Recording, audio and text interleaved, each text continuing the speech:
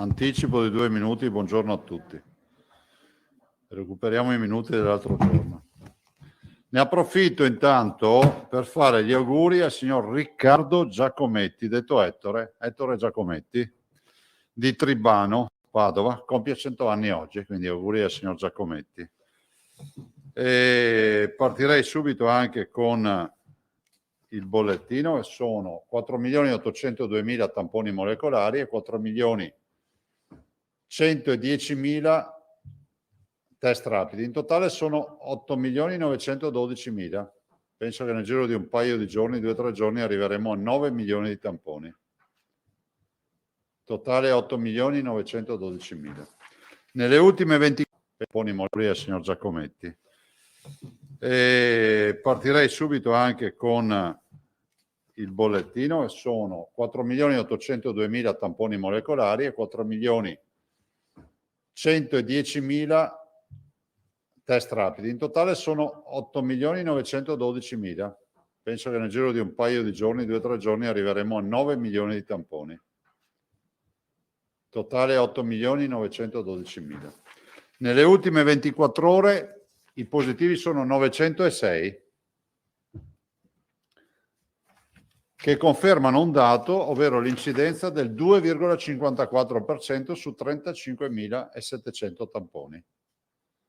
Quindi 906 tamponi positivi su 35.700 tamponi vuol dire un'incidenza del 2,54% di positivi sui tamponi.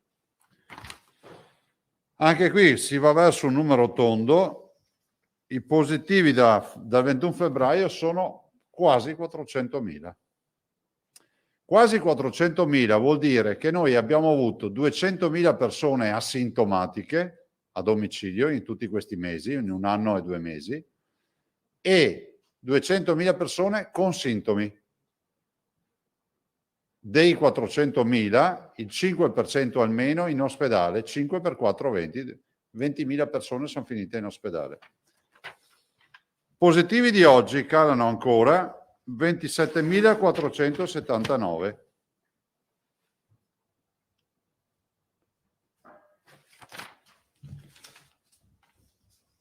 Quanti sono i ricoverati in ospedale ad oggi? 1.870, meno 80.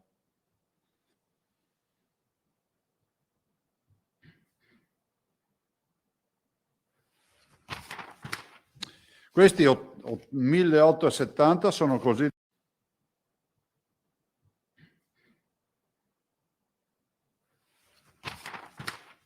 Questi 1.870 sono così distribuiti, 1.609 in area non critica, infatti abbiamo avuto 75 dimissioni, cioè dare e avere ingressi e uscite ha dato un meno 75, e 261 meno 5 in terapia intensiva.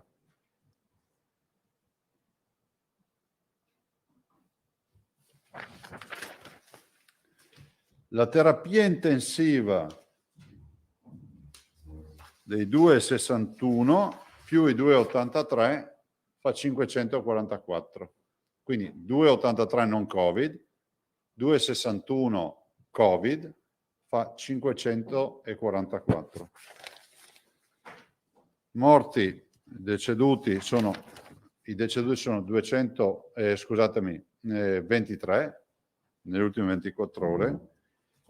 E i dimessi 19.454.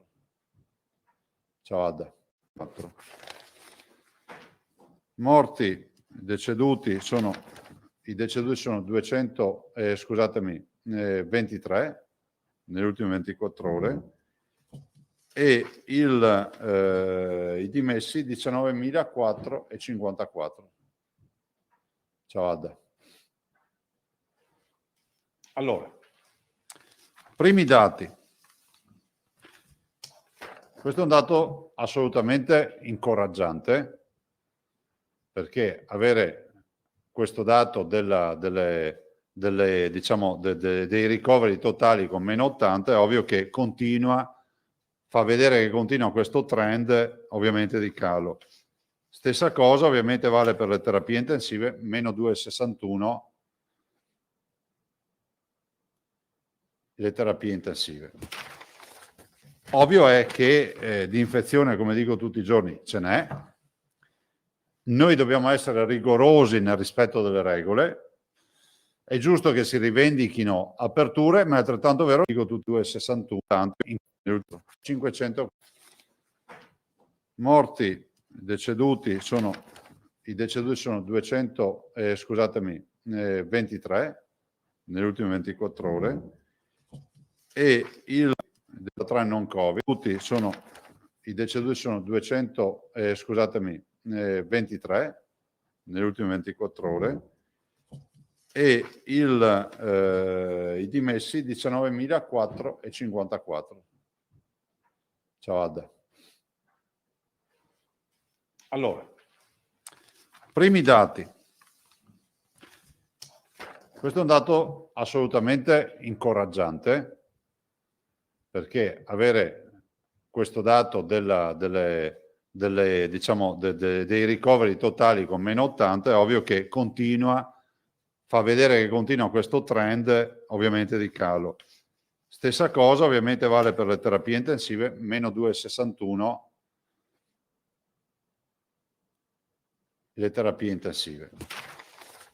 Ovvio è che di infezione, come dico tutti i giorni, ce n'è. Noi dobbiamo essere rigorosi nel rispetto delle regole. È giusto che si rivendichino aperture, ma è altrettanto vero che dobbiamo rivendicare il rispetto delle regole.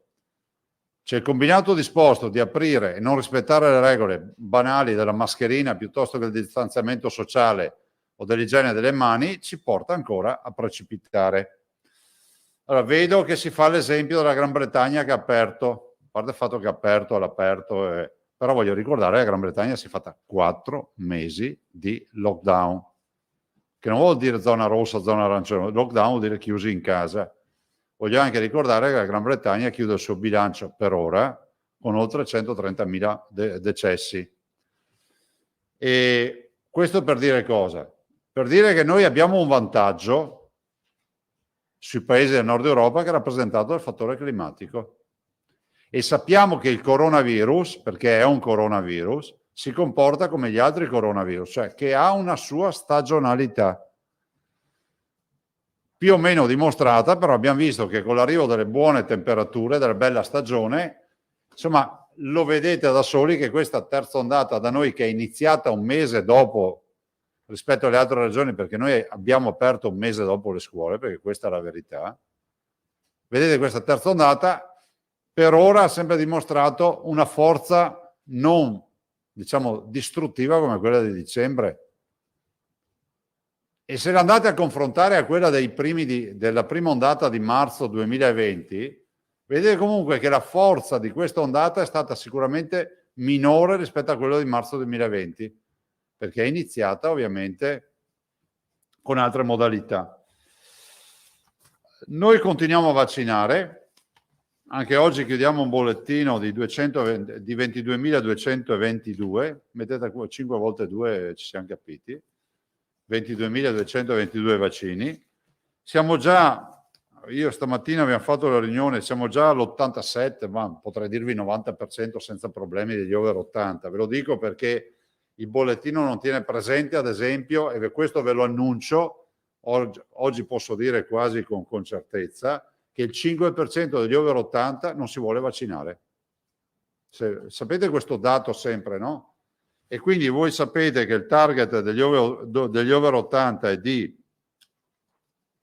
ce l'ho qui, esattamente di 358.540, 358.540, questi sono gli over 80, dall'80° anno al 111° anno. 358.540, fate il 5%, 5 per 3, 15, 5, 25, sono almeno 17.000 persone, 18.000 che non si vaccinano. Vabbè, posso dire, vuol dire che il 95% delle persone over 80 si è vaccinato, che è un risultato strepitoso. Se poi ci mettete anche, comunque è un dato di queste ore perché? Perché siamo arrivati al fondo del barile nella ricerca. Ringrazio tutti i sindaci che si stanno mettendo a disposizione con i nostri direttori generali, ringrazio i medici di base, tutti, perché adesso siamo arrivati a numeri piccoli. So, la dottoressa Simionato nella Polesana ne ha 300 ancora da vaccinare, tanto per dirvi. E questo fine settimana sarà un fine settimana assolutamente dirompente per i domiciliari, quindi per le vaccinazioni a domicilio, anche grazie ai diversi medici di base che si sono messi a disposizione, che hanno chiuso gli accordi con le ULSS. Stiamo andando avanti anche con i 70-79 che ormai sono, a fine giornata, sono il 60% vaccinati e 60% prima dose. E voglio ricordarvi che i 70-79 sono 494.000. 443, 494.443. Sì, tanto per dire, over 70 per capirci, fino a 111 anni, sono quasi 1 milione di persone che abbiamo vaccinato. A questi si aggiungono i fragili, si aggiungono ovviamente i vulnerabili, gli oncologici e così via. Comunque, ad oggi noi abbiamo inoculato 1.244.275 dosi. 1.244.275 dosi, delle quali prime dosi 889.835 e seconde dosi 354.000. Però cosa voglio dirvi? Voglio dirvi che adesso dobbiamo avere vaccini. So che sono un disco rotto, ma io non voglio avere sulla coscienza il fatto che si perda tempo utile con una macchina da guerra che non ha le munizioni. Noi siamo un esercito senza munizioni, o meglio, ne abbiamo poche. Oggi siamo una guerra, come si può dire, molto chirurgica come attività, no? Cioè, target, pian piano. Voi capite che noi abbiamo i motori al minimo, facciamo 30.000 vaccinazioni al giorno senza neanche girarci indietro. Se avessimo vaccini, noi 80.000 vaccinazioni al giorno le garantiamo cioè, nero su bianco. Io l'ho detto anche al commissario Figliuolo, che ringrazio perché è sempre presente. Però ci vogliono vaccini, ma soprattutto il mio appello è affinché i vaccini ci debbono essere, ma ci sia quantomeno una programmazione da qua ai prossimi mesi di certezza sugli arrivi, perché questo per noi, con i nostri ingegneri gestionali e con l'ingegner Fattori che li governa, significa programmarci. Vi annuncio già che la prossima settimana vi darò il famoso tabellone a colori dove ognuno in base all'età sa quando, comunque in teoria, su una previsione che faccia noi in base a uno standard di forniture, dovremmo iniziare a vaccinarci. E quindi io ho guardato anche la mia data, la guardavo in questi giorni, insomma c'è una data proprio di inizio, ho detto vabbè, forse la mia fascia ci va bene, perché insomma riusciamo anche a far veloce, ma io sono convinto che vi daremo una roba prudenziale. Scendiamo per ovviamente classi di età, ragazzi, quindi 80 di fatto li abbiamo conclusi, 70-79 li stiamo aggredendo, apriremo diciamo i 60-69, mi permetto di dire anche più velocemente di quello che potete pensare, e poi scendiamo ai 50-59, 40-49 fino ai 16-19. Sono un target che noi abbiamo, ve lo dico già, sono 4.195.000 persone. Voi dite perché? Perché sono esattamente gli abitanti del Veneto sopra i 16 anni. Devo dire che l'ingegnere Vettori con i suoi hanno fatto un lavoro strepitoso, lo stanno mettendo ancora a posto perché deve girare bene, e allora vi dico già che in settimana vi daremo già, come si può dire, il mese nel quale dovrebbe iniziare la chiamata. Contiamo, se non ce la facciamo la prossima settimana, il massimo inizio dell'altra, annunciare anche, diciamo, date più precise per ogni attività che si farà. Ovvio, capite che se noi avessimo avuto una certezza perché ho visto anche delle tabelle che vi presenteremo la prossima settimana. Avessimo avuto una certezza di fornitura, cioè capisci, se uno dice hai un vaccino al giorno da qui all'infinito, tu fai una programmazione da qui all'infinito per un vaccino al giorno. Ma oggi vedevo i dati, primo trimestre, è stato un bagno di sangue. È stato un bagno di sangue perché abbiamo avuto tante forniture che non sono arrivate, abbiamo avuto tante defiance, abbiamo avuto squilibri nelle date che ha pesato moltissimo. Adesso si va verso una stabilizzazione, però bisogna avere più vaccini. Vi ho detto questo, non aggiungerei altro se non una roba rispetto alle aperture. Voi sapete che stiamo lavorando sulle aperture. Vedo sto dibattito sui 2 metri, ma guardate che intanto i 2 metri non ce li siamo inventati noi. Dopodiché io penso che con 2 metri non si aprono i ristoranti, si chiudono. Cioè 2 metri di distanza da tavolo a tavolo non si aprono i ristoranti, si chiudono. Detto questo, posso garantire insomma, che ieri sono intervenuto su questo e sono convinto che una soluzione sia stata trovata. Adesso attendiamo prudentemente, no, però va anche riconosciuto il grande lavoro che è stato fatto, insomma, l'apertura della piscina con i 7 metri quadri di vasca a disposizione, l'apertura delle palestre, dei centri di danza, il discorso dei teatri, musei, i ristoranti, bar, eccetera. Insomma, è un segnale che si dà. Attenzione che non è un liberi tutti, attenzione che non è un liberi tutti, attenzione che il rischio è sempre dietro all'angolo, perché comunque qualora accadrà che si aprirà ci sarà sempre un monitoraggio della situazione, e perché si fa un monitoraggio della situazione è altrettanto vero per la proprietà transitiva che se c'è un monitoraggio ci sarà anche una classificazione delle diverse zone di questo paese, che poi siano colori o altre robe. Considerate che le linee guida che hanno costruito le regioni sono linee guida che tentano di ragionare anche a un'apertura in zona rossa. Questo adesso vedremo come si esprimerà il CTS, cercheremo di capire, però sentite, come vi ho detto l'altro giorno, se si fa Italia-Turchia l'11 giugno agli europei di calcio a Roma con 25.000 persone, immagino che molto prima si affronti anche il tema delle aperture, quantomeno partendo dall'aria aperta, di tutta una serie di attività che si possono fare. Insomma, abbiamo una situazione anche favorevole perché non dobbiamo abbandonare un lockdown. Abbiamo già molte imprese aperte, no? C'è vita, non abbiamo le strade vuote come a marzo-aprile dell'anno scorso, però è fondamentale di avere sempre coscienza che questo virus è inclemente e sorprendente, per cui bisogna sempre avere la massima tutela. E passo la parola a voi, ragazzi. Ok, grazie Presidente. Si è prenotato Filippo Tosato, poi Cristina Giacomuzzo e Moscati. Vabbè, adesso poi Filippo Tosato. Buongiorno Presidente, buongiorno. Da circa 14 mesi, mi pare, lei ha dei rapporti pressoché quotidiani o comunque molto frequenti con il Ministro della Salute Speranza. Oggi giunge notizia che i gruppi di Fratelli d'Italia presenteranno una mozione di sfiducia nei confronti del Ministro. Il segretario della Lega Salvini a sua volta è molto critico e non fa mistero che vorrebbe un avvicendamento al Ministero.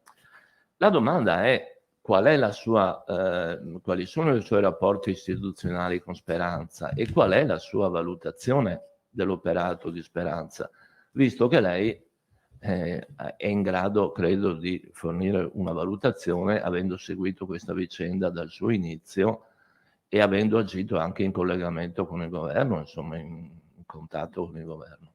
Ma guarda, io direi, come ho detto in altre occasioni, questa è un'attività parlamentare della politica, per cui non ci entro minimamente in nessuna considerazione, perché ogni cosa che dico poi viene sapientemente strumentalizzata a favore o contro qualcuno.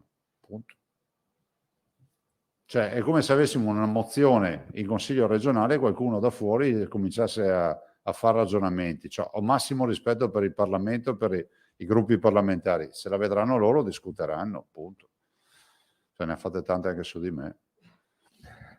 Sì, veramente io però non le avevo chiesto una Ma io ho capito cosa mi hai una chiesto. valutazione. Ma io ti ho detto che non ti rispondo. Ecco. No, ma per essere chiari, io non le avevo chiesto una valutazione della mozione di sfiducia. No, hai chiesto molto di più. Le ho chiesto una valutazione personale dell'operato del ministero. Da mia parte si dice Filippo sei imbottonato da dritto. Va Dai, bene. avanti, cambia domanda che è meglio. Vabbè. Grazie.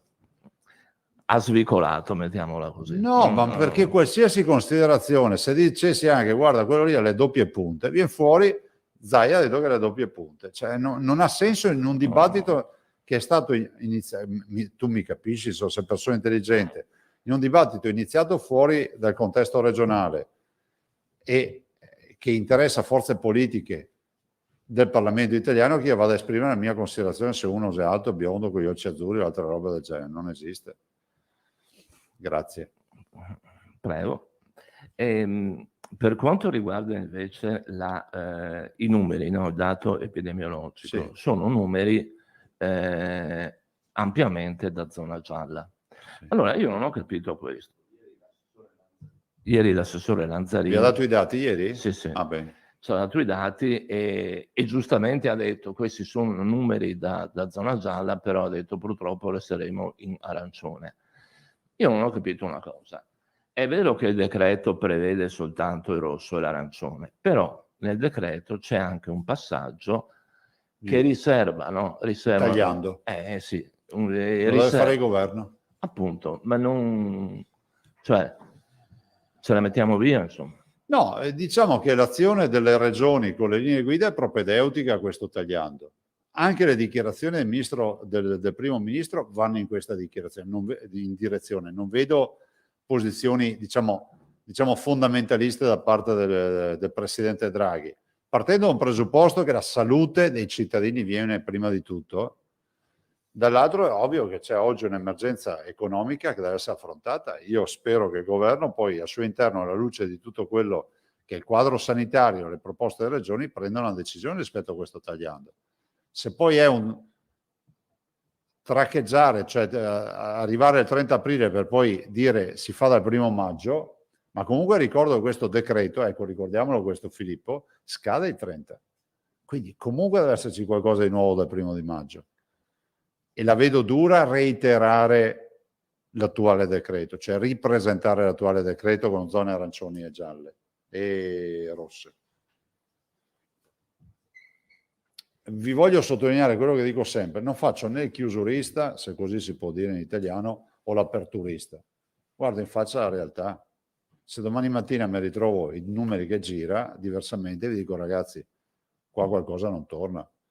Peraltro io mi aspetto che le terapie intensive scendano di più perché non stanno scendendo in maniera vorticosa come dovrebbero. Per cui è vero che abbiamo caricato pazienti, è vero, c'è tutto, come si vede, una sorta di algoritmo che noi abbiamo in mente e sappiamo che proporzioni avremo, sappiamo anche quali sono. Devo dire che rispetto all'algoritmo stiamo scendendo, l'algoritmo sto giro ci dava ancora una tirata in su.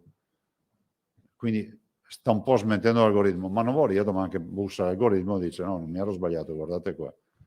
Quindi sono prudente, soprattutto sulle terapie intensive. L'ultima cosa che è una precisazione. Ancora per quanto riguarda il giallo, praticamente dobbiamo aspettarci di arrivare al 30 in arancione, però dal 1° maggio qualcosa cambia? Secondo me sì. Sì. È verosimile. È verosimile. Anche perché poi, guardate, se saranno confermati questi dati, capite che quando tu arrivi, ecco c'è anche l'assessore, quando tu arrivi al 30 di aprile vuol dire che già in altri 10 giorni di trend a sommare qui. Cioè, li consideriamo, diciamo, molto indicativi a quel punto. Grazie. Prego. Grazie, passiamo a Cristina Giacomuzzo. Buongiorno. Buongiorno. Quindi sulle aperture non abbiamo ancora certezza, ma l'ottimismo di poter fare qualcosa. Per quanto riguarda invece, le volevo chiedere, i vaccini. Ha parlato di fascia da 60 a 69 anni. Può anticiparci adesso il periodo, visto che sappiamo quanti sono i 70-79 anni Quanti sono i 60-69? Sì, no, sì, e quando, visto che sappiamo quanto sono i 70-79 anni, quando potrebbero partire No, i vediamo il piano la 60-69 prossima anni. settimana Quindi per proprio questo. Anche perché non vorremmo, cioè dobbiamo spiegare bene, perché non vorremmo che tutti si appendessero al computer per pensare di poter prenotare. Cioè, quindi, ecco, perfetto, 603.000. Grazie. Sì, ovviamente Segnalo, più si scende di classe d'età, più aumentano fino a un certo punto, dopo tornano a calare. grazie. Segnalo una cosa che mi arrivano da un lettore. Chiede questo lettore se alla chiusura della giornata dei vaccini avanzano dosi e come si comportano i vaccinatori in questo caso, visto che ha avuto riscontri e informazioni su questo, ma sono Cioè, rilevanti guardate, questi allora, casi? siccome siamo in un paese nel quale siamo stati cresciuti tutti con il manda lubrano, no? E con altra roba del genere, è come se avete mai guardato la TV? Se guardate la TV, al mattino che c'è solo scuola della cucina in televisione, pomeriggio parla di diete. Questo è il paese, no, che abbiamo. Allora, siamo tutti che dobbiamo capire se tutti rispettano le regole. Può accadere che in uno dei 60 centri vaccinali, cos'è fine giornata che resta mezza boccetta del vaccino. Non è un reato, perché basta che uno arrivi e dice io quel vaccino non lo voglio fare, e finisce che tu avevi programmato e ti resta lì. Non è neanche un reato che piuttosto che vada buttato via accada qualcosa. Ovvio che l'indicazione che abbiamo dato noi è che utilizzino delle liste, cerchino di programmarsi, ma vorrei ricordare che questo lo facciamo quotidianamente su 30.000 dosi. Adesso io capisco che qualcuno magari conosce uno che è stato quella sera e gli hanno fatto il vaccino perché è stato lì un'ora ad aspettare, però insomma, capite? Cioè, io non dico che dobbiamo andare a strascico, però cioè, arrivare a questi livelli, cioè allora dobbiamo essere così fiscali da dire se ti resta, piuttosto di vaccinarne uno, buttalo via. Sinceramente no. Ovvio che noi abbiamo detto che queste robe non si devono fare, devono cercare di organizzarsi. Può essere anche accaduto che le prime volte abbiamo detto scusa, tu ti sei fatto il vaccino? No, te vaccino subito, perché piuttosto di buttarlo via, cioè, del vaccino non si butta via niente, solo la boccetta vuota. Può essere che questi casi finiscano anche nella famosa voce altro, Presidente? Sì, ma guardate che non stiamo parlando di numeri, cioè, non c'è la coda fuori dai centri vaccinali. È accaduto all'inizio, questo sì. All'inizio c'è stato un po' di disorientamento, adesso cerchiamo di... Adesso capite, soprattutto con l'avvento del nuovo sistema di prenotazione, i numeri ce li abbiamo abbastanza definiti. Prima invece era una roba, la chiamata, le lettere, la ricevuta, non l'ha ricevuta, perché vi ricordo che all'inizio noi viaggiavamo molto di lettere.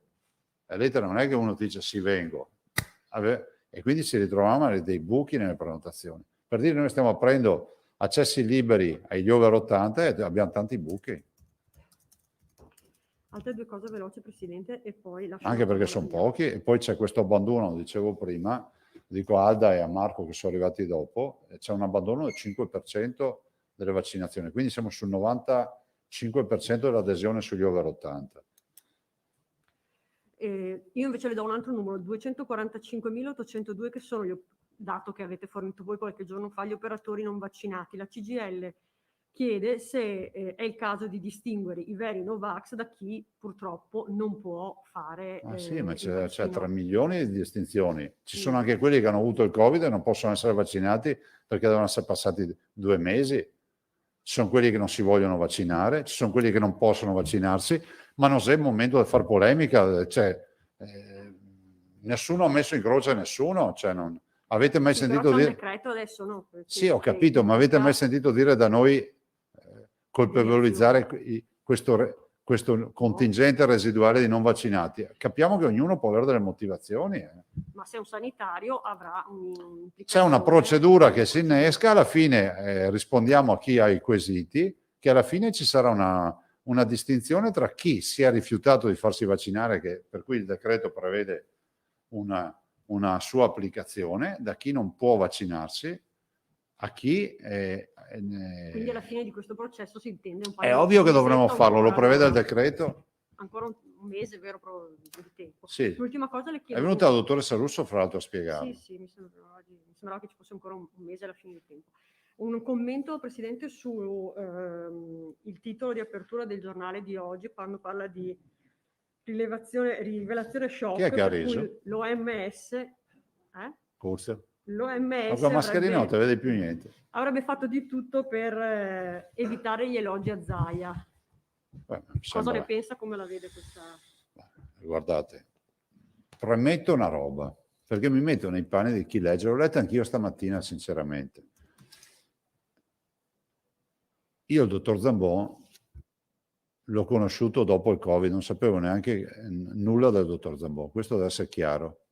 Non vorrei mai che fosse penalizzato perché è un veneto o fosse penalizzato perché è stato dipendente, mi hanno detto 9 anni fa o 10 anni fa, non so quanto tempo fa, della Regione Veneto, non è neanche più nostro dipendente. Per cui io avevo rapporti zero e conoscenza zero.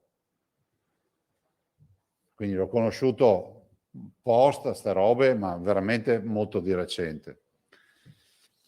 Dico che io resto allibito perché siamo davanti a un'infezione, a un ente, diciamo che dovrebbe essere un ente regolatore che ad ombrello dà le regole, è il nostro riferimento come l'ONU, no? È l'ONU della sanità, l'OMS.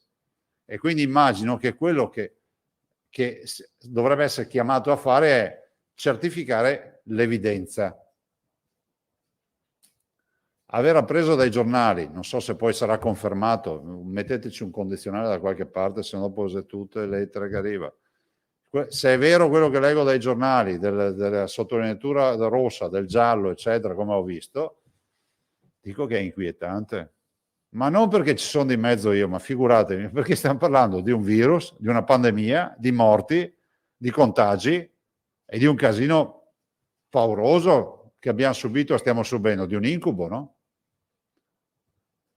Cioè, tu non è che puoi andare in sala operatoria, ragazzi, per restare in ambiente medico e scoprire che mentre ti operano litigano tra di loro. Cioè, è come vedere i piloti di un aereo per litigare in volo. Cioè dice Tosati, fermi, io devo scendere, io penso che debba essere fatta chiarezza fino in fondo. E penso che non, cioè, a cose chiuse, se sarà confermata tutta questa vicenda, a cose chiuse, se sarà confermata tutta questa vicenda, penso che in OMS forse una bella ristrutturazione ci voglia. Sapete, io sono stato criticato perché durante il Covid ho criticato l'OMS, no? Vi ricordate quando dicevo a marzo, ma scusate, ma non hanno niente da dire? Ma scusate, ma le indicazioni da chi le dobbiamo avere? Cosa mi hanno detto i media? Non voi, vi ricordate gli esperti? Zaia trova scuse. Sì, scuse. Scusate, cioè, per noi è come la giustizia, no? Cioè, è un punto di riferimento che deve essere solido. Cioè, tu non puoi avere una realtà come questa che cioè, oggi sta facendoci conoscere dei retroscena che sono inquietanti. Dopodiché che uno poi ci mette anche lo zampino perché c'è un tema di visibilità o altro, scusate, sono qua, sono 5 milioni di veneti, è innegabile che noi ci siamo dati da fare, come molti altri colleghi. Se poi noi abbiamo avuto qualche intuizione in più o un po' di culo in più, lasciatemelo dire, perché poi ci vuole anche la fortuna con il Covid, non ci vuole solo la programmazione, come in tutte le attività umane. Se avete visto la storia di McDonald's, quello che ha inventato, non so quello che ha fatto i skate. E allora capite che sinceramente non me l'aspettavo, vi dico la verità. Cioè, anch'io ho letto in questi mesi di questo dibattito, quando ho visto qual era l'oggetto del dibattito, allora ho capito tante robe.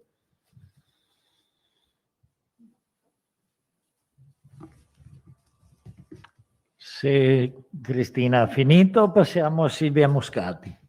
Sì, buongiorno Presidente. Buongiorno. Senta, io volevo toccare un argomento che mi hanno chiesto, le categorie economiche che sono state soggette a bonus in relazione all'emergenza Covid ed il bando regionale per la concessione di questi. Mi chiedevano un parere riguardo al fatto che molti di questi piccoli imprenditori che gravitano principalmente su Venezia, durante il Covid ovviamente non sono riusciti a pagare le relative l'INPS di competenza e a quanto mi dicono, siccome non sono in regola con il DURC, io non so neanche cosa sia, però lei sì, pertanto invece di avere questi ristori saranno pagate queste competenze. Sì, sì, perché poi è un sistema purtroppo noto e quindi non si riconosce la difficoltà finanziaria, un elemento che il legislatore considera di certificazione è essere in regola con tutti i pagamenti. Se non sei in regola, tutto quello che ti viene dato viene di fatto dato in maniera figurata, perché a te i soldi non li vedi mai perché vanno direttamente a pagare i conti. Sì, però così non si aiutano le imprese. Però non dipende da noi, ce l'abbiamo detto tante volte su questo aspetto, no? Cioè, come quando io, avendo fatto ministro dell'agricoltura, mi ricordo che con il latte era la stessa roba, no? Chi aveva le multe aveva di fatto una sorta di sostituto di imposta, in modo tale che la latteria, quando riceveva il latte, non pagava il latte al contadino, all'allevatore, ma pagava, tratteneva il controvalore perché c'erano da pagare le multe. Ma questo non era un bando regionale, per questo non competeva alla regione. Ma c'è una legge chiara nazionale, ma non è un bando regionale comunque. È riferito ai soldi che abbiamo, alle risorse che abbiamo girato alle Camere di Commercio. Ho capito. Per cui non c'è niente da fare, insomma. Ma al momento no. Grazie. Prego. Allora proseguiamo con Stefano Pittarello. Buongiorno. Buongiorno. Buongiorno. Una domanda sul passaporto vaccinale, o perlomeno il cammino che sta avendo in questo momento. A che punto siamo e soprattutto se per passaporto vaccinale può bastare, diciamo, il certificato lo storico di vaccinazione che viene dato appunto a chi viene vaccinato, per quanto tempo potrebbe durare? Su cosa sta vertendo in pratica la discussione, Massimo Livelli? Guardate, siamo a punto morto, nel senso che, mi spiego. Allora, noi rilasciamo una certificazione in italiano e in inglese con il lotto e la venuta vaccinazione. Quindi quello, finché non ci sarà un documento ufficiale, imposto, deciso, magari uno spererebbe con la regia dell'OMS, no? Che in tutto il mondo ci sia un linguaggio unico, l'ONU della sanità, noi italiani, noi veneti, gireremo quel foglietto scritto in veneto, in italiano e in inglese. Noi oggettivamente siamo in grado di fare qualsiasi elaborazione, dalla scheda magnetica, tutto, però abbiamo pensato che in attesa che qualcuno decida qualcosa di ufficiale per evitare di fare 3.000 robe. Se volete che vi dico come la vedo io resterei nell'ambito del passaporto. Cioè, chi ha un documento di viaggio deve averla lì, il timbro della venuta vaccinazione. Inutile che che giriamo a meno che non si decida di fare un passaporto vaccinale dedicato dove uno si mette tutte le sue vaccinazioni una volta per tutte, uno si mette la sua storia di prevenzione sanitaria che ha fatto. Come accade adesso, brutto fare l'esempio, ma negli animali, ad esempio, si fa così per le esportazioni, eccetera.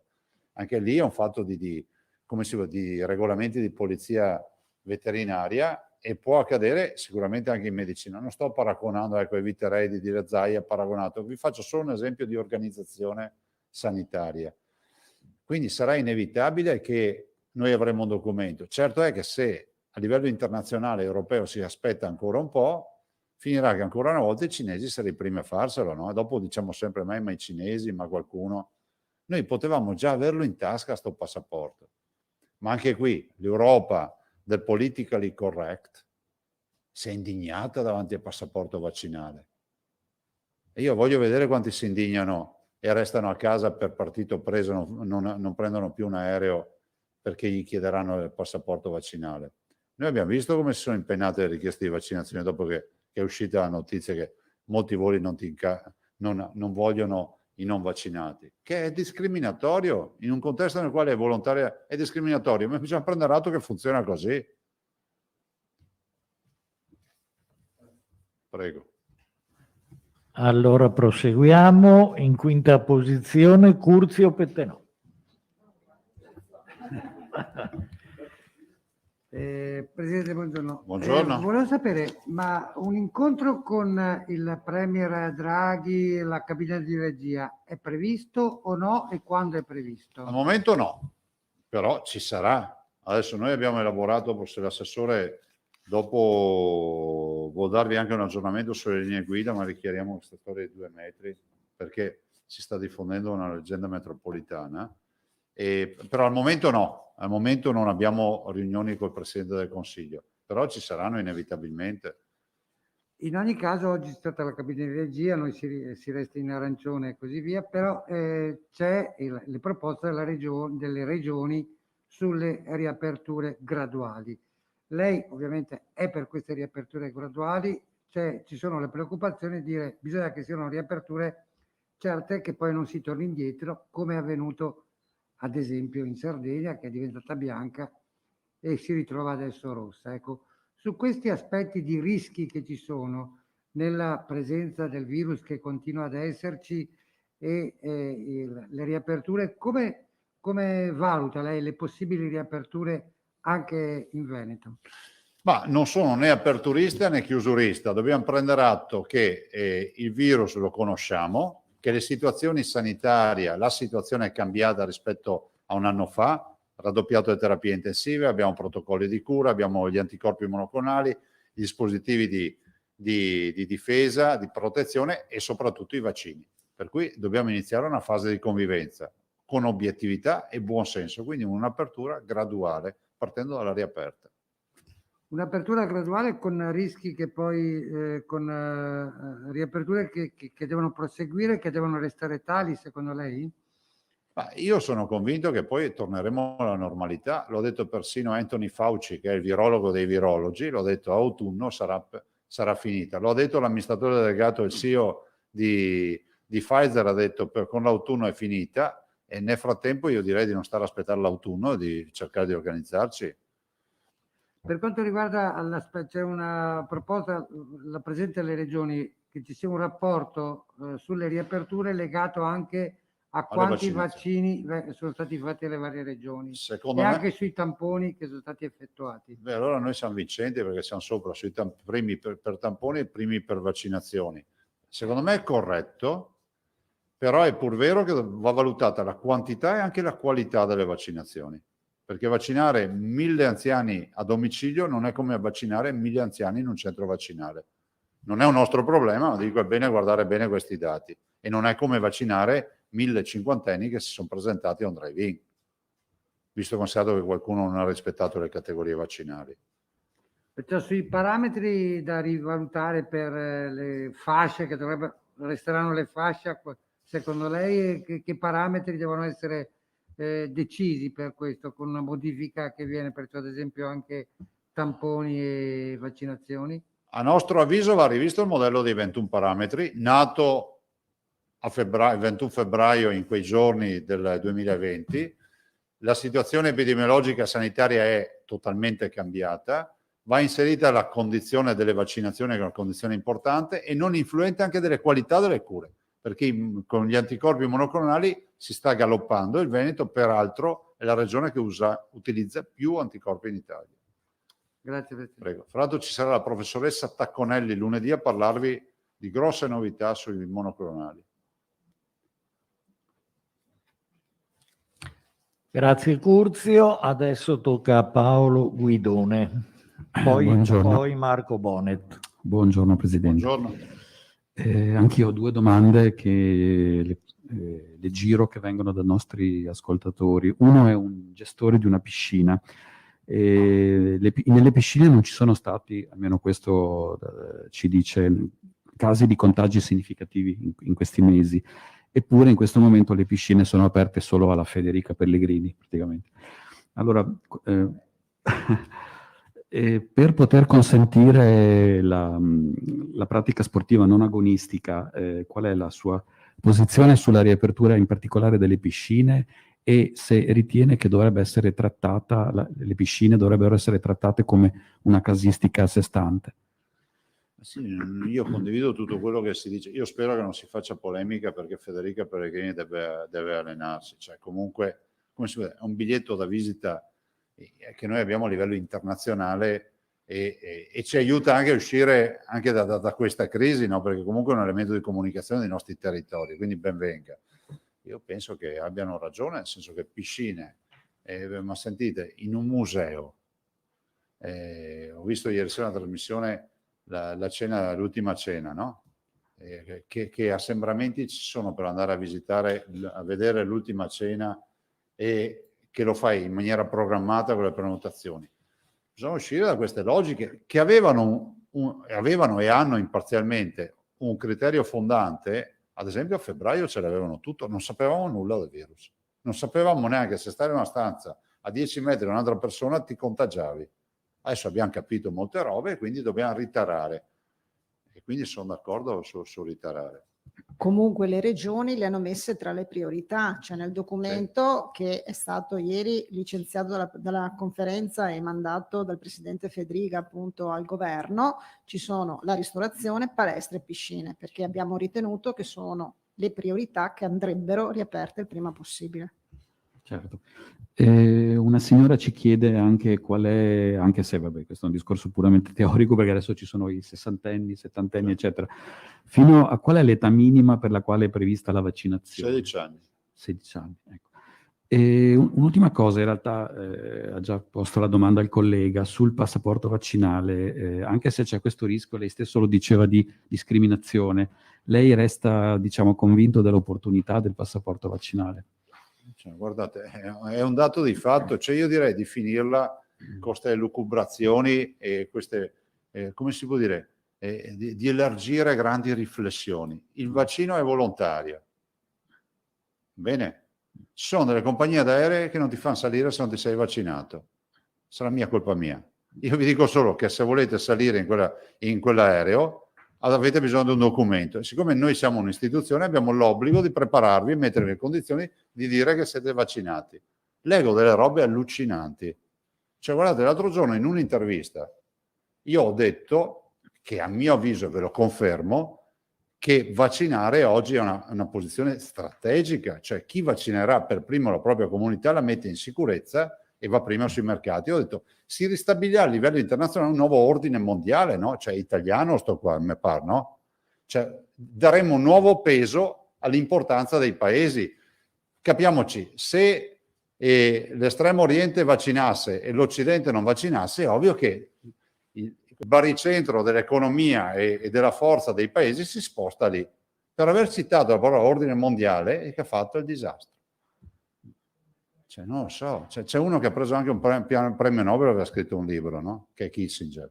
Ma io ho usato semplicemente un termine italiano, veramente, purtroppo la cultura del bignami ci ha portato a questo. Io non ce l'ho col bignami, manco te leggevi qualcosa, adesso basta il post, basta il titolo. Uno vede un titolo, già premio Nobel della chimica, della fisica, del tutto. Grazie. Prego. Perfetto, proseguiamo con Marco Bonet e poi Alda Vanzani. Sì, Presidente, buongiorno. Buongiorno. Allora, 2 domande rapidissime. La prima Prego. l'avevo già fatta ieri in realtà all'assessore, però essendo una domanda politica gliela ripropongo. Vedo che ci sono presidenti di regione della Lega, Fugatti. Io sarei una donna non politica. No, nel senso che il Presidente è la figura politica Ah. di riferimento. No, continua a insistere su questa idea di anticipare le aperture con un'ordinanza. Chi, scusa? Fugatti a Trento. Volevo sapere se lo sa, se lo può fare, se lei pensa di farlo, che cosa ne pensa. Prima domanda. Facciamo una premessa che la provincia autonoma di Trento comunque ha delle prerogative legislative che sono in alcuni casi diverse dalle nostre. Quindi non so a cosa si riferisse il Presidente Fugatti, perché per alcuni aspetti immagino che possa avere dei varchi diversi dai nostri, limitati, ma possa averli. Dopo, in linea di principio generale, vi dico che non riusciamo a forzare, noi non riusciamo a forzare. Ok. Fermo restando che come Regione abbiamo presentato già un programma per le riaperture, adesso si tratterà di avere una risposta. Okay. La seconda domanda è che non è una cosa di cui mi sono occupato direttamente, per cui la prendo come l'ho letta dal giornale, cioè vedo articoli di centri vaccinali deserti, per esempio a Padova, alla Fiera. Allora, non li chiudiamo? Nel senso che no, qual è la motivazione? Che non mancano le vaccini? forniture? Ah, solo quella quindi. quando c'è il calo dei vaccini, noi abbiamo fatto 35.000, siamo scesi al minimo a 16.000, stiamo tornando su a 22.000, domani gli abbiamo dato un target che deve essere più alto, ma poi finiscono i vaccini, si tornerà giù. Se chiudiamo, perché potremmo dire invece di 60 fate 30 centri vaccinali, togliamo servizio ai cittadini e soprattutto cala anche l'organizzazione, cioè cala anche tutto quello che è la macchina schierata, visto e considerato che il comandante Figliolo, sì, il commissario, scusate, dice che sarà a maggio in grado di darci 500.000 vaccini al giorno, non a noi, all'Italia. Cioè, se sono 500.000 vuol dire che noi andiamo sui 45.000 potenziali vaccinazioni, quindi non saranno più No, voti. certo, ho capito, non chiedevo di chiuderli ovviamente, era per capire No, se ma la qualcuno lo ragione... scrive, perché sì, sempre gli esperti del tutto, del divano, non bisogna chiudere, ma aprire. Ok, no, era solo per capire le motivazioni, solo il calo delle fiale, Sì, non ci questo, sono questo. motivazioni In di alcuni paure di casi ti dirò AstraZeneca. anche chiamate poi non disdettate, perché abbiamo avuto in questa fase residuale sugli over 80 anche questo problema. Teniamo conto che stiamo facendo anche il domicilio adesso, stiamo proprio cercando Sì, di aggredire molto. molto quelli a domicilio e quindi le stesse persone sono anche quelle che vanno a domicilio, quindi con Ci siamo parlato un'organizzazione prima. diversa. Quindi... Ok, grazie. Prego. Alda Vanzan. Buongiorno Presidente. Buongiorno. Io ritorno sull'argomento che ha appena trattato, perché quello che è successo, o meglio non è successo ieri a Padova, non sembrerebbe dovuto a carenza di fiale. L'ULSS 6 Euganea aveva aperto mercoledì pomeriggio, o giovedì non ricordo, no, mercoledì aveva aperto le prenotazioni per una fascia di età 75-79 anni. Tant'è, evidentemente non si sono prenotati. Non si sa se perché non riescono a collegarsi, perché fanno fatica col computer. Fatto sta che avevano buchi vuoti. E ieri mattina, da quanto riportato un po' da tutti i giornali locali, l'ULSS è tornata a dire vaccinatevi, venite qua. Fatto sta che l'hub era vuoto. Quello che si è pensato, ed è la domanda che le rivolgo, è che siccome i 75-79 anni è destinato il vaccino AstraZeneca, che ci possa essere anche una sorta di titubanza. Quindi non solo vaccini vuoti, i vaccini a Padova c'erano ieri, ma non sono andati a vaccinarsi, si sono presentati nel pomeriggio per i richiami. C'è questo punto interrogativo? Al momento no, perché gli altri centri vaccinali non hanno avuto problemi. Io piuttosto, allora, io dico che noi abbiamo avuto un calo e non abbiamo, diciamo, come si può dire, sforzo produttivo, non abbiamo attività perché abbiamo avuto calo dei vaccini. Dopodiché il caso specifico di Padova lo ricondurrei anche al fatto che ho l'impressione che forse l'aver aperto con poco preavviso, con una modalità di prenotazione che informatica magari non è giunta a tutti, cioè, tant'è vero che la prossima settimana vi presentiamo, lo dicevo proprio all'inizio della conferenza stampa, vi presentiamo il tema delle più o meno del periodo di chiamata per in fascia d'età e poi parleremo anche di prenotazioni per tempo. Però non te lo so dire, del resto non so. Però possiamo mettervi in contatto col dottor Fortuna. Che... È curioso, l'ULSS 6 ha sempre fornito i dati, ieri, fatalità solo ieri, non ha dato i dati delle dosi somministrate. Ma guarda, anche questo stamattina non ha pensare. relazionato durante la riunione, per cui glielo chiederemo. E invece avete però sentore che ci siano rifiuti legati a questa marca di vaccino, ad AstraZeneca? Sì, in genere, ma in non Veneto? sono così importanti. No. Mentre invece, ultima domanda, gli over 80, il 5%, quindi quasi 18.000 persone che hanno detto no. Non fanno vaccino. Ma gliel'hanno detto, come l'avete saputo? Gliel'hanno detto il medico di base? Li andiamo a cercare a casa, li andiamo fisicamente a cercare E a che casa. motivazione hanno dato? Non se lo voglio. fanno. Guarda, ne conosco anch'io, peraltro uno, senza fare il nome, mi ha detto io non lo faccio il vaccino. Basta. Ma non è un problema di AstraZeneca, Pfizer. Non se lo fanno, cioè c'è ma posso dire, la definirei fisiologica, per fare il 95% dei vaccinati, il 5%, nessuno fa 100% al mondo. Nessuno. Faremmo firma avere solo il 5% di abbandoni, perché considerate che l'immunità di gregge con i RNA messaggeri è del 65%, quindi non sopra, di più. Posto. Grazie ragazzi. Allora, grazie. Tanto può fare 3 iniziali e l'ultima finale ogni volta. Se Tosato posso, chiude. se posso Perché sai abusare... perché? Perché da quando noi diciamo la testata, è la sua testata che te lo dice 2 volte così. Se posso abusare della sua pazienza, Sta qua apposta. siccome ha sollevato questo tema dell'OMS, che in effetti non è soltanto un chiacchiericcio, perché c'è un'indagine della magistratura che vede i Io non vertici la conosco. dell'OMS indagati. Allora, il gruppo parlamentare della Lega dice che sosterrà una commissione d'inchiesta sul mancato aggiornamento del piano pandemico da parte dell'OMS e del Ministero della Salute, su ritardi e omissioni che riguardano questa vicenda. Personalmente lei vedrebbe bene una commissione d'inchiesta su questa partita? Insomma, sta tutto il giorno a casa dal titolo. Ma sì, perché allora il cittadino di cosa ha diritto? Chiarezza. E penso che la verità sia fondamentale. Noi, in amore della verità, facciamo un punto stampa grazie alla vostra partecipazione tutti i giorni, no?